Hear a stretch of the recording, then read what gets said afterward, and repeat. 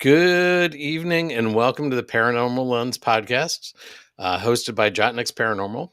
My name's Chad Thomas, and that guy over there, somewhere there, is Jamie Widener. How you doing, Jamie? Jen, I'm wonderful. It is Tuesday already. Like, it's so great. The week just flies by. All the other stuff we did doesn't matter anymore. Back to the program. What's Uh-huh. going on with you? Well, it's a busy, emotional week. That's a nice way to say that. Yes. It is. There's lots going on with the senior in the family and the high school senior, not the senior, but we've got some Well, of maybe there too. Who knows, right? so yeah, Zoe graduates from high school tomorrow, so we Yep. are super excited about that. I think. Well, we all are. I'm not sure about her. um, Actually, then we're having some issues with Facebook. So I'm not sure what is going on there. So we may not be streaming to Facebook. We'll see what happens. But anyway, so yeah, we've got that going on. So today was the senior walk at the elementary school, which Steph sent some pictures to us, and that was really nice. Just yeah, lots going on this week. Did get some sad news from my camp family. They're one of the people that we all look up to is in palliative care right now, and that's Oh, sort of hard to go through, but it's part of life. And he's a well respected person, and we will miss him when he's not here, but we have fond memories of him. But anyway, right. moving Sorry on. to hear What that. about you? What's Well, about the same. It's saying it's an emotional week is a really good point. All these years of getting here to here, and you think about it, you're remiss a little bit, back to your time of doing this too. And, it's like, man, then I get sad because like how many years have gone by since then? So, a lot, a yeah, whole lot yeah. is the answer. But, it is so cool and so exciting at the same time. And because the future's still bright and all in front, and not that it's not for us, anymore, but that moment is just it's one of those moments, and Right. and there's hopefully many many more to come, but and I know there will be, but right now this is like the biggest accomplishment, Hmm. so it's just so exciting, and it's going to be over in a blink tomorrow, so. Well, I hate to disappoint you, but it's going Well, to that's take going to take several hours. hours. Six thousand kids are running in this school, whatever. But geez, everybody got to talk, and you take Yeah, a pillow. yeah. But the whole experience is over Uh-huh. soon, and the Yes. wrap of it. So it's kind of cool. Yeah. So yeah, other than that, it's just we've been getting ready for this all weekend. So it's we had Hmm. to find the right outfit. We had to do this. We had to do that. So it's pretty cool. Yeah. Let's wrap it. Let's get there tomorrow. Yeah. I So will literally be dropping her off too. So it's like, yeah, I know, I got to drop her off the last full day of school, right? and you get to drop her off the last day of school. So The yeah. last real day of school. Yeah. Yeah. So Official day, whatever you call it. yeah. That's the cool thing too. Like when you're a senior, you get to like bag out a couple days at the end. That's so fun. Uh-huh. You know, So they went to Hershey Park on Monday. They had a picnic today. Like yep. Yep. It's a great time for them to be alive it's and like a enjoy. retirement party, right? Kind of. Yeah, I don't know. exactly. So Not like I'm ever going to retire, but I hear they're fun. so anyway. Um I'm trying to figure out what this issue with Facebook is. Well, it's good to see Todd and Carmela are with us. Hi guys, good evening. So Yeah, thanks for the congratulations for Zoe. We appreciate it. so I'm gonna see if I can. I don't know if I can add this back now or not, but um we'll see what happens. If any Todd and Camilla, if you could jump on the Facebook page and tell everybody to jump on YouTube, that'd be great. We'd appreciate that. Yeah, unfortunately, we Um, can't get around to that, right? anyway, let's jump to what we were talking about for this week, Sure. Jamie.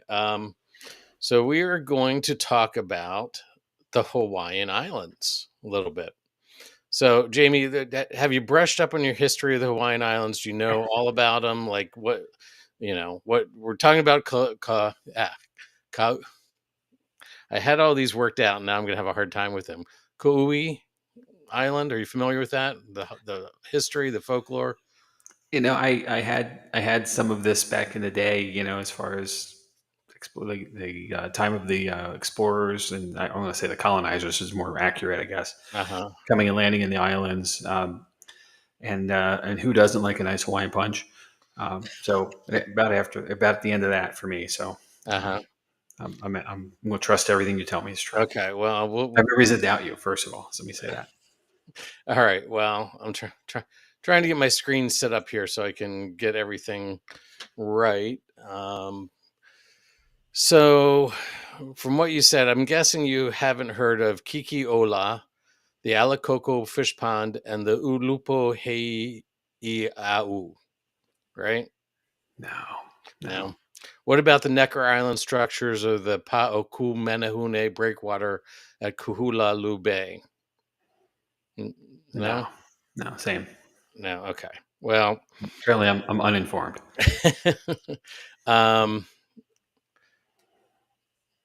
um, well, I can say that until I was researching tonight's topics, I haven't heard of them either. So, No. and I'm a little disappointed that I didn't know anything about these places because I visited Ku, I can't remember. I can't believe I'm struggling with this word. Kuali in 2021 and would have enjoyed learning more about these in person. Sure. So, what do all these places have in common other than being a tongue twister for non native Hawaiian speakers? Legend has it that these places were all built by the Menehune.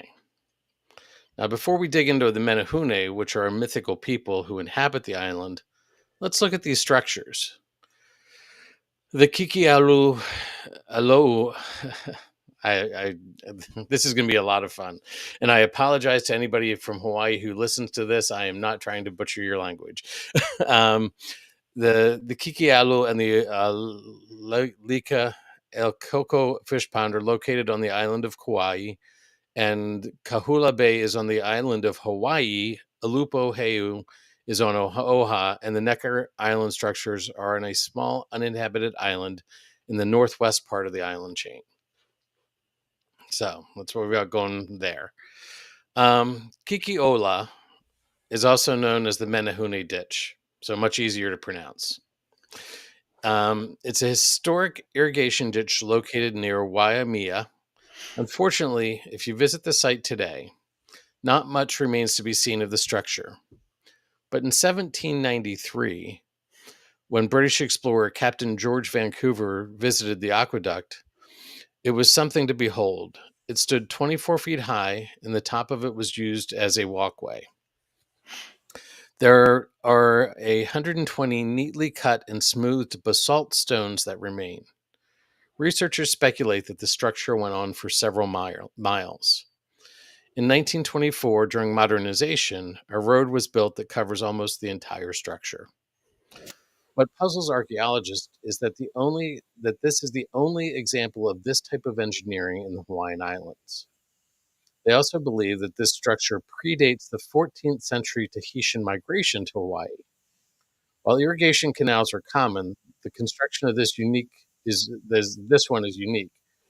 Irrigation canals were often built to move water from streams and waterfalls in the mountains to ponds in the drier flatlands where terra crops were planted.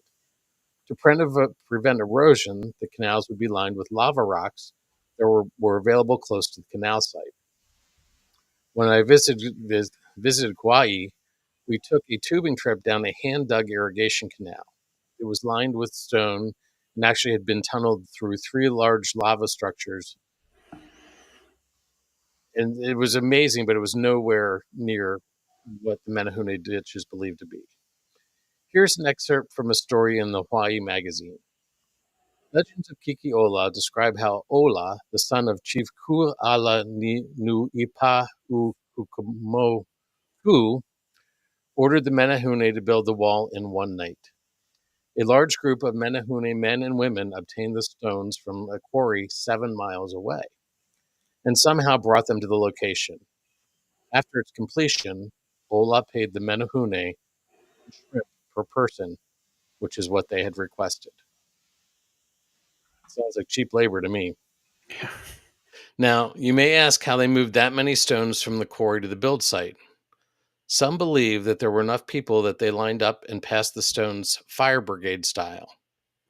No matter how they did it, it seems to me like it was an amazing feat of engineering. In 1928, a plaque was erected to designate the site as a historical landmark of the territory of Hawaii. On November 16th, 1984, it was added to the National Register of Historic Places.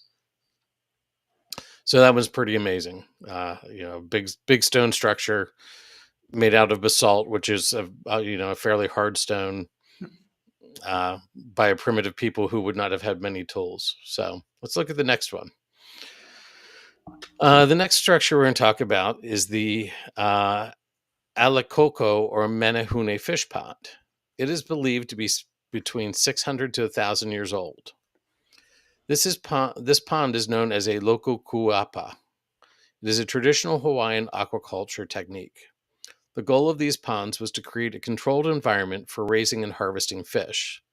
This typically would have been awa, mullet, and mu, milkfish. The Menehune Pond was constructed to dam part of the Hulia River. The construction of this dam consisted of building a 900-foot lava rock wall on a bend in the river. This converted 6 acres of land to a pond. The ancient engineering was so carefully designed that it allowed water to flow in and out with the tides, but kept the fish from escaping. This allowed the capturing of the fish to feed the ali, or the Hawaiian royalty, and the local community. On the Hawaii Guide website, I found this story about how the pond was commissioned and constructed. Legend states that the walls of the pond were built in one night by a group of Menehune who were commissioned by the king of the Polynesians to build the pond. The Menehune lined up on the hillside and formed a human chain, passing the stones from one down the hillside until they were in place, or passing the stones one by one down the hillside until they were in place. Their fingers and hands were so worn from the work that they were dripping with blood. This is the literal translation of alokoko, ale meaning dripping and koko means blood. Another legend states that the Menehune king agreed to build the pond under the condition that no one else observed the work. The Polynesian king agreed, and work commenced on a cloudy full moon night. Halfway through the night, the clouds parted to reveal the full moon, which shone brightly on the mountains. On the other side of the riverbank, high up on the mountaintop, the son and daughter of the Polynesian king had hidden themselves on the ridge. The Menehune king was infuriated that his people were being spied on while doing their work, and turned the 2 onlookers into stone, where they are still visible today as 2 rock pinnacles sticking up on the ridge line. The Menehune king ordered his men to stop work immediately, which is meant to explain why there is one section of wall that was built using a different type of rock. Other sources say that, like the Menehune ditch, the stone required to build this structure came from several miles away and was passed hand by hand, possibly for 25 miles. This location was added to the National Register of Historic Places in 1973 and was designated as the Hulia National Wildlife Refuge in the same year. You can kayak down the river and see the wall, but the entrance to the pond and its refuge is closed to the public. There are some very beautiful views that make it take amazing photos. All right. There is another fish pond on the island of Maui called the Kaleplepo fish pond. This one, the wall for this pond is actually 1,173 feet long and encloses 3 acres of ocean. The depth averages 3 to 5 feet and works in the same way the riverside pond does. Archaeological dating of pollen taken from the core samples show that this particular pond was built after 1488 and also is believed to be the work of the Menehune. The next structure we're going to talk about is the Alupo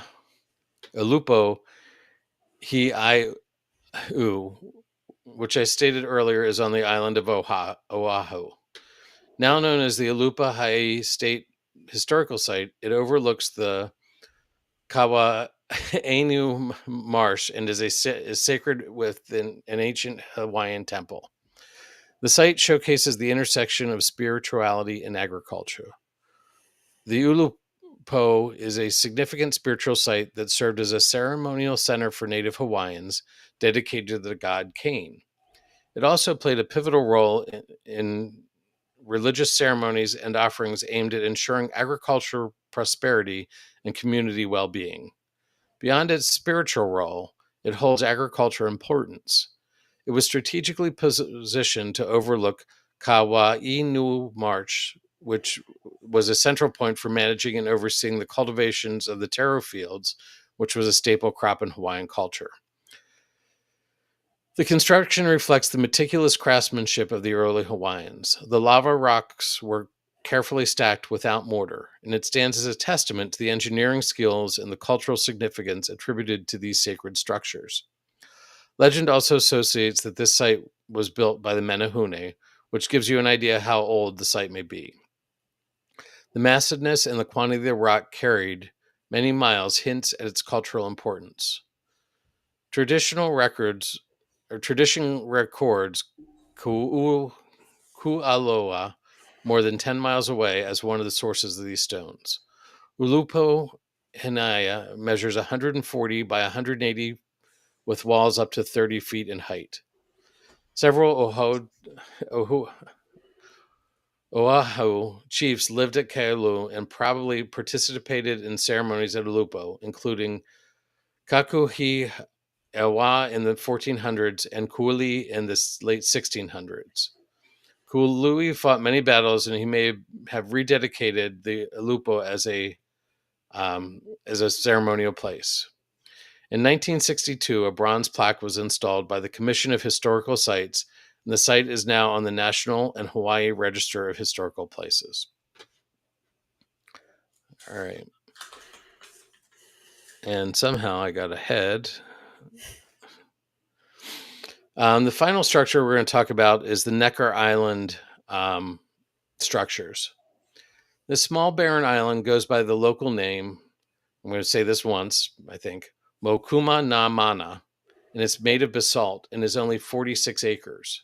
But within that acreage are 55 cultural places that have been found. 33 of those are religious structures, and there are 17 shelter caves. 2 sites have unknown functions. The island has very little soil, so it was not suitable for agricultural. So why do we have such a concentration of cultural artifacts here? It is believed that it was a sacred place and used primarily for worship, or that the Menehune were forced to settle here when fleeing Polynesian settlers on Kauai. Items that have been found here are mostly made of stones that in other parts of the islands would have been made of wood. This includes bowls, tools, and even bird snares. The tools that have been found are adze, fish, and squid lures, hammers, and stone awls. These items would have taken more time and more skill to make out of stone. Archaeologists have also found that other items that have astonished them. A series of humanoid figures carved from stones, ranging in size up to 1.5 feet tall. The style and the material differ from any other islands. Today, Kumanamana is listed on the State and National Register of Historic Places. The island is part of the Hawaiian National Wildlife Refuge within the Papahanaumokukoa Marine National Monument. In 2010, it was named as a World Heritage Site. To protect these incredible resources, access to the islands is permitted for scientific, education, or cultural purposes only. Even if you are granted access, the trip is very difficult. It can only be made by boat from neighboring islands. The surf crashing against the basalt makes it for a difficult transfer to shore. It's been described as jumping off a moving elevator, so we probably aren't going to put this on part of our road trip list. Come on. Nah. There's one more structure credited to the Menehune, but I'm not going to dig into it. It's called the Pa'oka Menehune Breakwater at Koala Bay, and it is another stone structure that actually made the Koala Bay usable as a safe harbor. All right, so I've talked about 4 or 5 different structures that have been attributed to the Menehune. They all had similar properties: large structures built out of refined stone that was quarried a distance away from the build site. There were also feats of engineering, or it took skilled labor and dedication to construct or manufacture these items in what was believed to be the 1400s. So, who are these people? Some believe that they are dwarves or spirits with miraculous powers, but there may be a more accurate historical explanation. It is believed that the original settlers to Hawaii came before the settlers from Tahiti and the Marquesas. The initial migration may have come from the same general area, but the time frame and exact location is unknown. The verbal history that was handed down tells of stout, dark-skinned people who were skilled in construction. They came from Kahiki, which means ancestral homeland. So there's no recording of where this homeland was. They were a subservient class known as the Menehune, which is M-A-N-A instead of M-E-N-A, because they were believed that they lacked spiritual power or mana. The name over time changed to Menehune. The Menehune had a famous chief named Ola. Works of Ola are still in existence today. Kiki Ola, Spouting of Ola, is the grand aqueduct at Waimea, built of hewn rock. Helao Ola, the Lodge of Ola, is the Koa, or the acacia forest of Ola. There, the koa trees were felled and then hewn into canoes. When the Polynesians settled the islands, it is believed that they were more numerous than the Menehune. This pushed them into the forest and other islands. Could this be the beginning of the stories of the elusive creatures that worked at night? In the Book of Hawaiian Legends, William Hyde Rice describes the Menehune as a race of pygmies who were squat, tremendously strong, powerfully built, and very ugly of the face. Typically, it was believed that they were only 2 to 3 feet tall. Is this an actual description, or does it have something to do with the fact that they were outnumbered and considered a smaller group of people, or that they were subservient? There are a lot of things that we have lost in translation over time. One thing that we do know that during an 1820 census of Waihiha Kauai, 65 people identified themselves as Menehune descendants. Over the time, the idea of the Menehune has developed into stories of folklore. I talked about the structures that were built seemingly overnight with materials that needed to be brought from great distances. There are stories of people who watched them work being turned to stone. Much of the folklore also talks about magic abilities that they have. One source talked about how they can control the elements and vanish at will. Some people will tell you that you can find them on moonlit nights, or you will hear their laughter. There's also the feeling of being watched when visiting the structures they built. Of course, there are the typical stories we have seen in other cultures. Don't stay out past dark or the Menehune will get you. Don't piss off for the Menehune or they'll turn you to stone. There are so many stories that go on about the Menehune, but they seem to draw a parallel. Menehune are to Hawaiians what leprechauns are to the Irish.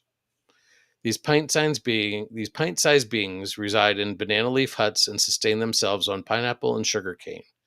Their favorite flower is the hibiscus, and they are said to share a special bond with dolphins. Encountering them will bring you good fortune. There are stories of ghostly encounters with Menehune spirits, but with a culture that dates back as far as the Hawaiian Islands, how can we not expect to have encounters with spirits of these people? I was hoping to share a video that I found, but I wasn't able to get permission to do that. But I shared a link to the story on the Facebook page for the site, or for the show tonight. It was told by Hawaiian storyteller Lopaku Kupanani, and he shares his personal experience he had one night. Another video I found where people were sharing their experiences was from the Animal Planet show Finding Bigfoot. One person who shared his experience shared that he was hiking deep in the woods and found a cave. He entered the cave, it had a low ceiling, and he found a bench-like object that had been carved out of stone. He said if he had to guess, he thought it was a home for someone 2.5 to 3 feet tall. Another gentleman talked about a time when he was riding his bicycle on his way to the work at the sugar plantation. This was also deep in a wooded area. As he was riding, he heard two men talking in a language that he had never heard before. The sounds were guttural and had a lot of hard K and clicking sounds. When his bike snapped a twig, the voices stopped. He continued on, and when he mentioned it to the two local men who worked there, they said this happened all the time. When the interviewer asked if it could be someone lost speaking a foreign language, he explained that this was in a secure area. It was kapu. You don't come in sugar plantation unless you have unless you have business in the sugar plantation. So the last thing I want to share here is a photo that was captured at a wedding. The woman's name was Piahi Spencer, and she was married in 1988. 6 years later, her niece was looking at the pictures and saw something. Piahi believes that this is a Menehune girl. If you see that there's like an enlarged section there, there's a possible face in it. She thought that the Menehune were a myth until she saw this picture. The village elders told her that this was a girl who was happy and wanted to be in the photo. She also approved of the wedding. So what do you think? Is it real, photoshopped, or is it pareidolia? It's hard to say. I do think that I'm going to have to make another trip to Hawaii at some point for research. I talked about the plaques that were on the Menehune ditch earlier. The top of the plaque goes into details about what was being preserved. The sentence on the bottom of the plaque shares how the Menehune were respected by the islanders, and it says this: "The shout of the Menehunes at Kauai startles the birds of Oahu." And those are the two separate islands, and they're miles apart. So their thought is that these are strong people who can just control and have so much respect. So I'm going to wrap this up with a short sentiment that I found. The story of the Menehune lingers like a whisper on the wind through the dense Hawaiian forest. These shadowy figures, small in stature but mighty in skill, are more than just legends passed down through generations. For some, they are real, watchers in the dark, builders of ancient wonders, and perhaps even guardians of a forgotten time. Their stone structures still stand in silence: fish ponds, temples, and roads, crafted under the veil of night. No tools, no footprints, no explanation. Just the eerie sense that something or someone was there. Locals speak in hushed tones about sightings in the moonlight, about strange laughter echoing in trees, and about the feeling of being watched when no one else is around. So the next time you find yourself on a quiet trail in the Hawaiian wilderness or standing before an ancient ruin with no clear signs of origin, listen closely. The forest is never truly silent, and maybe, just maybe, the Menehune are still watching from the shadows, curious or cautious about who dares to uncover their secrets. Stay alert, stay respectful, and stay curious. So I'm going to share my sources for tonight, Jamie, while you try to wrap your head around all that and see where we end up. So I'm going to start off with worldhistory.org, Menehune. Quite a few different articles from Hawaii Magazine, Kauai.com, Holo Kua Boat Tours, livingonmaui.com, tpl.org, and there's a couple more Hawaii Magazine ones. So, and our good friends at Atlas Obscure had some things in there as well. So Always do. They always do. it would be disappointing if they didn't, right? Yep. So now that I worked my way through that, Yeah. and I'm sorry, I really practiced those words. I just could not get them out tonight. So. I understand. Well, before we go too far here, I have to share this comment from Todd and Carmela. So, clapping hands emojis. Chad gets an A+ for pronunciation tonight. Smiley face. Do you guys draw straws? Who gets to do the tongue twister episodes? I keep finding No. The answer is no. We do it to ourselves. I agree with that. The sentiment of like there's been a few I've done, and I'm drawing a total blank on any of them. But like I worked through it for like quite a while before, and then it gets to the moment, and I don't know what it is, but there is something and you Right. just kind of go like, "Ugh," like And you can put the pronunciation out in your I document, but it's like I phoneticize everything and uh-huh. hyphen it, and even use alternates, and oh my gosh, I still fumble. So Mhm. um, I'm not a linguist. I can say No, that. And definitely not. yeah. So. So, Um, but wow, what a cool topic, and mhm. thanks for the comment, Dr. Carmel. That Yeah, I was appreciate very that. funny, actually, and it does seem like it happens. So Um, I have questions. Well, I don't know okay. if I have comments. I'm not sure which way. But one of the things that I noticed, and I guess it's not just here, because Hawaii is the islands are isolated, right? Mhm. They're not mainstream. They're not connected to anything. You have to get there, Right. and therefore, what happens there, anything extraordinary seems to be extraordinary, Right. you know. So I can say this though for other places in the world where there has been extraordinary stonework, that it's not believed that people of the era and time could have done it. The pyramids in Egypt, all of the Mayan, Incan, and Aztec pyramids. Mhm. There are sites in the U.S. as well that are Native American sites the same way. And when you go into Southeast Asia, there are temples that are just unbelievable, that shouldn't have been able to be done by people of the time and era with the tools and abilities they're perceived to have, but yet it gets done. Uh-huh.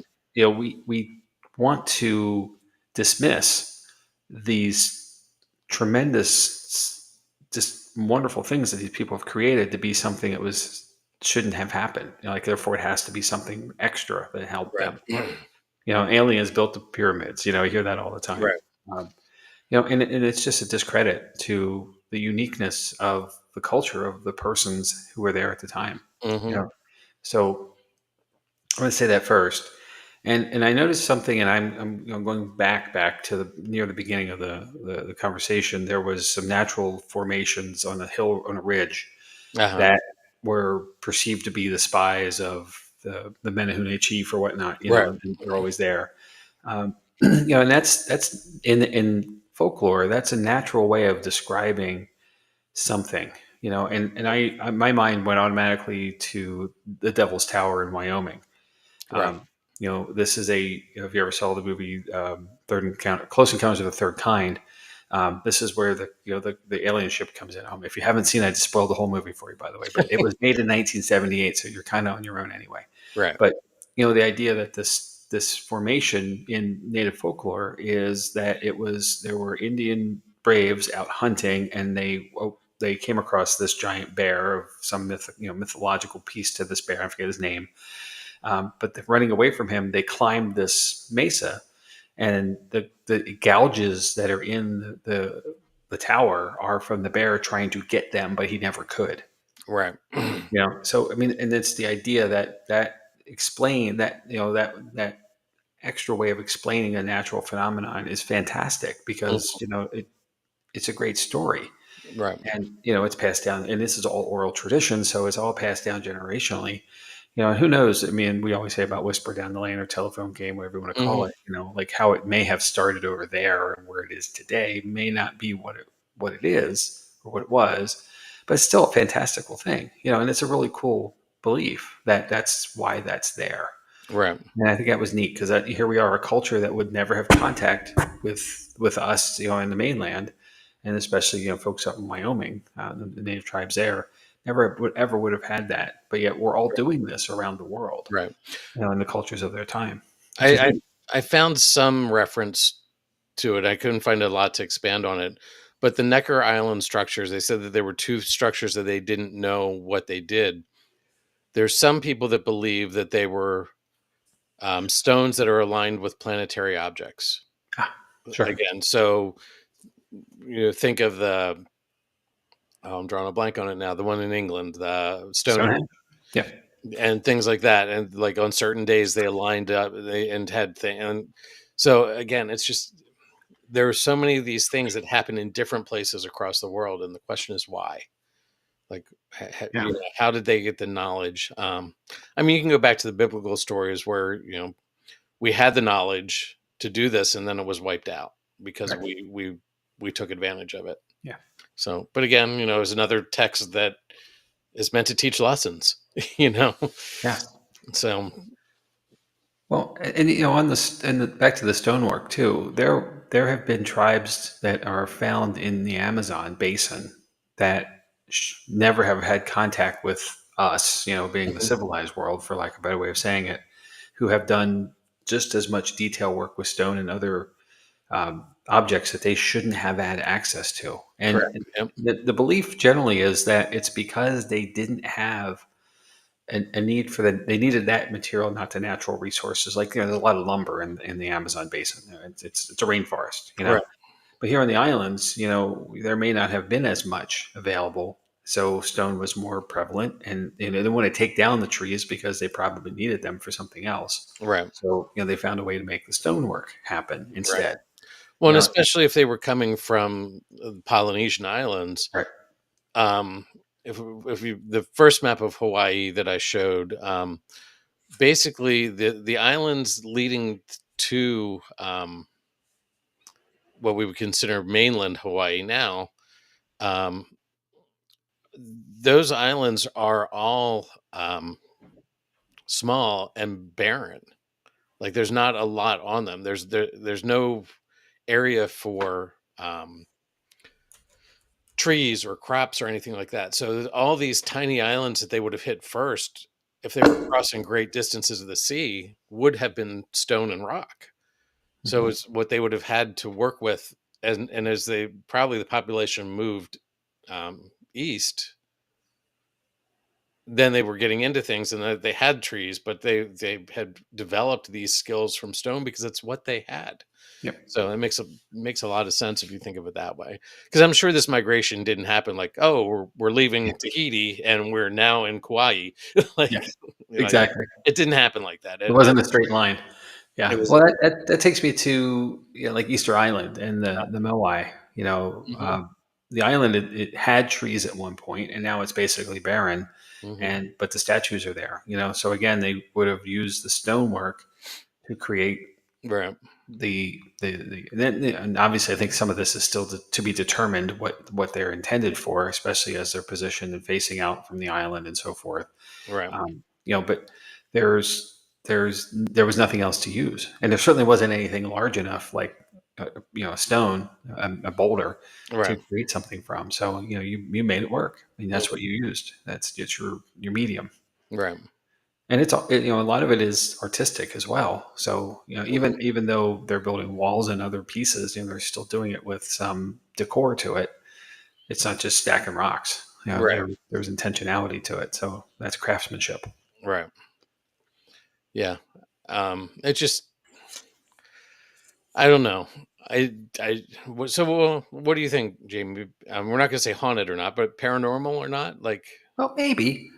I have a thought on, and I just this hit me. I jotted my when I wrote it down real quick. uh-huh, But you mentioned this is folklore. And we talk about things that are folklore all the time. mhm, But it struck me that folklore allows for the expansion of belief. Because it takes you to something that's more fantastic than normalcy, right, and it belief that these are, that the Menehune are 2 to 3 foot tall individuals. That's not unheard of. There are pygmies in the world. There still are plenty of tribes. In Australia, there's still tribes in the Amazon. Of individuals who are, we'll call them height challenged.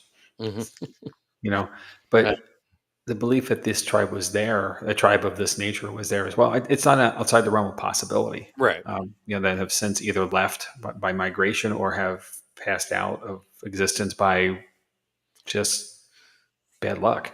Um, Or not necessarily that though, but absorbed into the new culture by intermarriage and well, and fair. mating and things like that.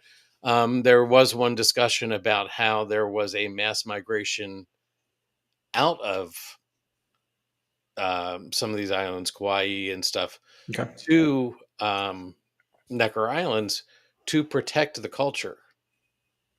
Okay. So, and you start again, a lot of that you start digging into stories of, was it again a story just to protect the culture and prevent Right.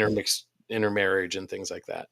One thing I did find is that pre let's call it colonialization, Mhm. when the Europeans came into and started bringing their culture, their disease, those things into the Hawaiian Islands, none of this was written down.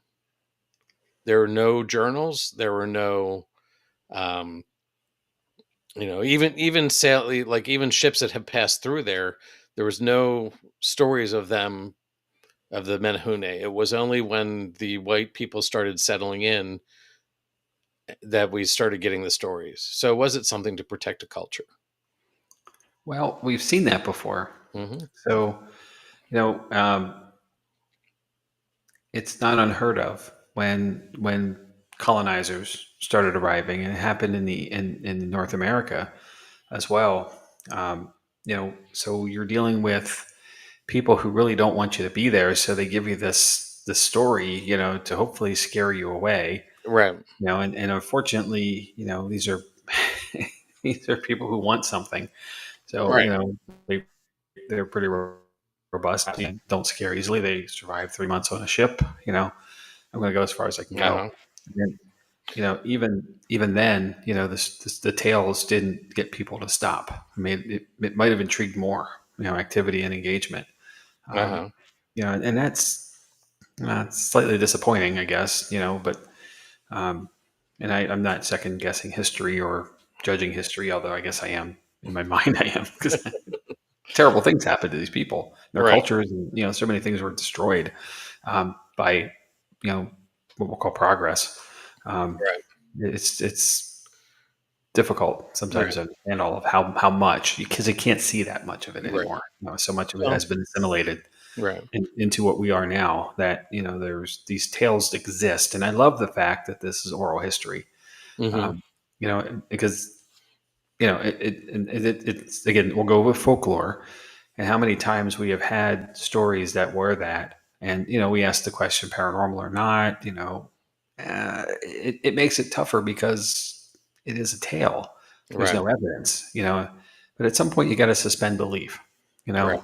of physical things, and just take it on trust. And I Yep. want to believe, to answer your question, on that, to step back a second, I want to believe that yes, this is entirely possible. Hmm. And I want to believe that there are still Menehune in the jungles and the crevices of the country, the country land that they're in, that are still there. It's not unlike the Hold a Folk Right. episode.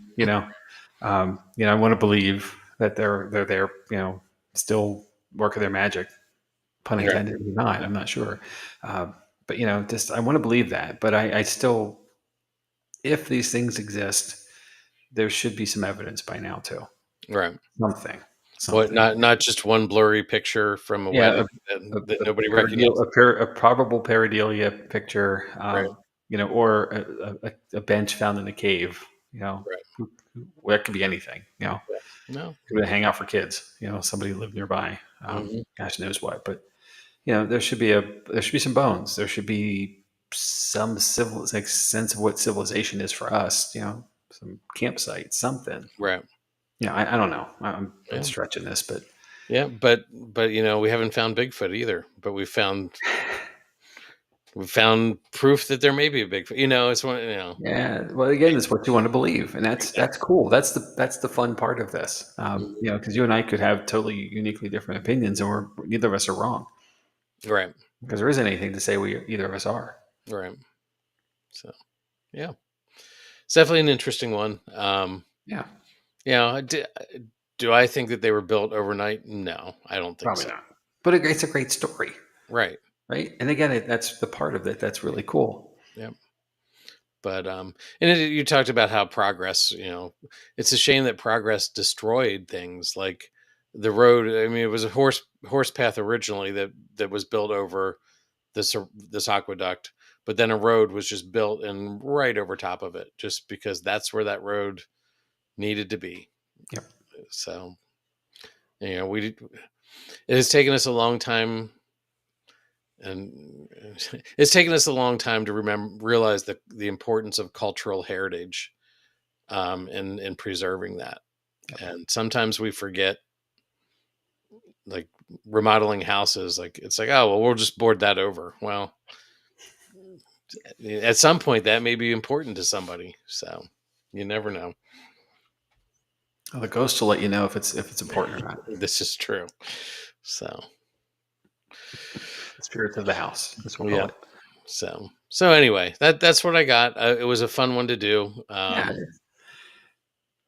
it really was. Thank you. And tongue twisting aside, Mhm. it was really cool too to hear. This is a culture where you don't know Right. anything about it until you get to invest in it. And I agree with you. Like I've been places around the country. I've traveled a lot with a past career every week, and not as when you're working and you don't have time to invest in the Mhm. stuff that's around you. And there's plenty of places I wish I would have spent more time or could have spent more time, but when 12-hour days happen, you don't have Right. much to do more with. But if there was ever that chance to go back and retrace all that, I would be all in. Mhm. I'm in for Hawaii whenever you are. We'll do a research trip. Well, so are Todd and Carmela. All right, Um, yeah, there it is, right? Yeah, so they say, so when is the road trip via airplane to Hawaii to do more research on the Menehune? May have missed it in Chad's talk, but if it's just folklore, who the heck came up with it and started it? There you go. yeah, that's answer that question, and you can answer folklore all across the world, I bet. Absolutely. So, but yeah, it is cool. It's something we will never know until that day we do know. You know. So Say one more time. no. Fine, fine.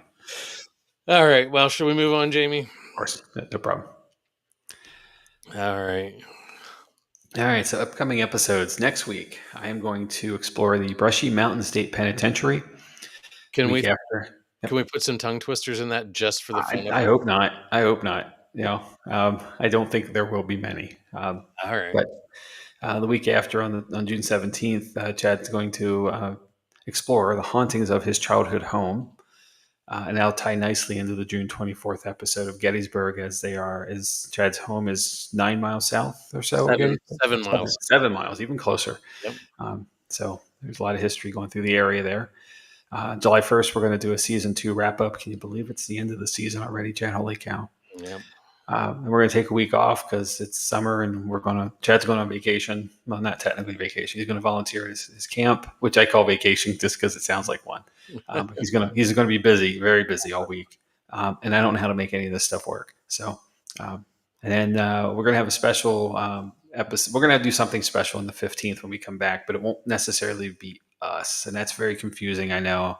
I don't think we know how to say what we're doing quite yet, but it's going to be uniquely different than Mhm. anything you've seen from us before.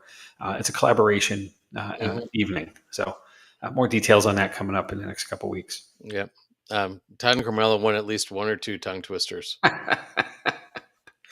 I'll see what I can do. I'll have my people look into it. All right. And then coming up for opportunities, the Haunted Crescent Horror and Paracon event is coming up on June 28th. Out at Crescent, Haunted Crescent in Midstate. So we're going to be there as a team. Chad and I believe some others from Jott-Nyx Paranormal will be there for the day.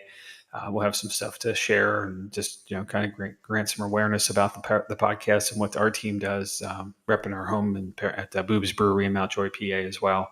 Mhm. That whole day is filled with cool stuff. So if you're anywhere nearby, or even if you're not, plan for it. You got a couple weeks to figure out how to get there. And there is an evening investigation of the Crescent site as well, which is a massive, sprawling location with all Mhm. kinds of cool stuff. So come for the day, stay for the investigation. Yep. It's not on our list of things that we're doing, Jamie, but I got invited to the Das House thing, which is the week before that. 21st, yes, yes, So, I'm aware.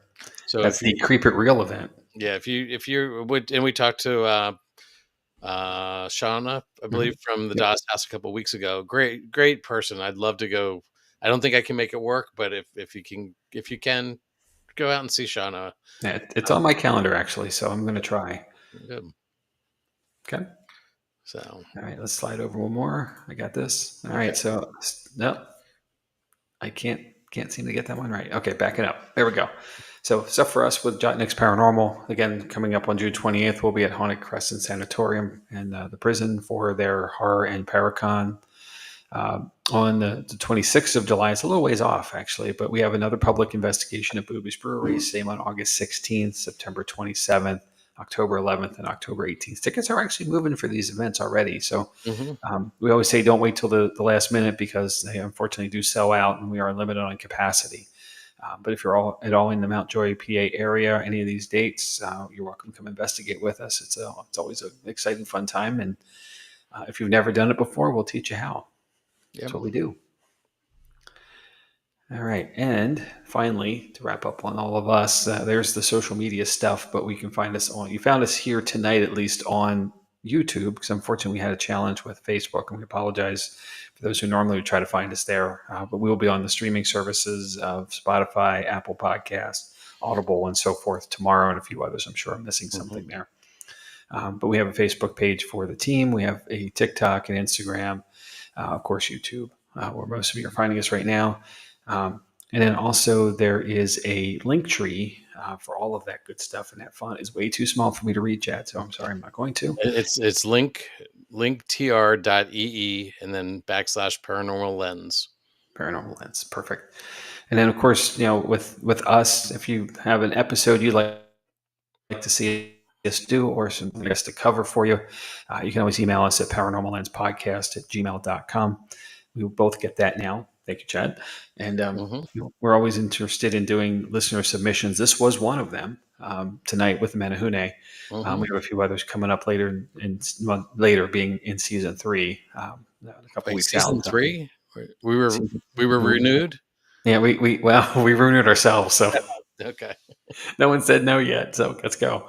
Um, but it's our pleasure to tackle the topics that you're interested in hearing. Just let us know. Yep. That's what we do. So, Yep. of course, we're going to find our own topics too. So it's thanks for coming along for the ride and making this all fun for us to do. We appreciate it. 2 seasons already. Holy cow! Yep. I'll be a little more misty eyed when we get to the end, the next couple episodes, I guess. But Yep.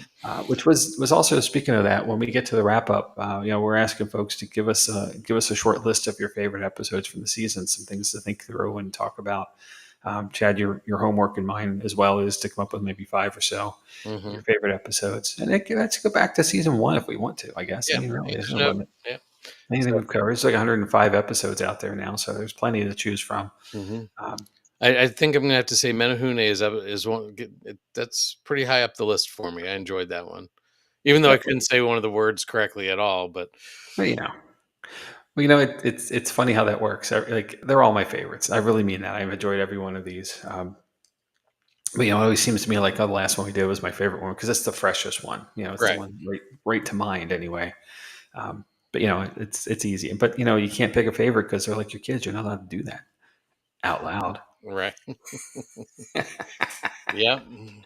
So, Well, as always, thanks everybody for tuning in. Whether you caught us tonight here on the live broadcast, you're going to catch up to us later on the streaming services. Again, leave us a comment. Hopefully, if you, whatever application you're on, if there's a way to leave a review, please do leave some stars. We hope we earn 5, but I understand if it's something less, whatever it may be. Let us know. It helps us understand how we're doing, what we're up to. For you guys are catching from us. So, we just love the feedback. We appreciate it. It's all good. It's all good stuff. so, all right. All right. So next week, Brushy Mountain Yep. and a tongue twister, maybe or two. Who knows? So, And thanks all again right. for tonight. So we'll see Yep. y'all soon. Yep. All right. Good night, everybody. Have a great week, and we'll talk to you soon. All right.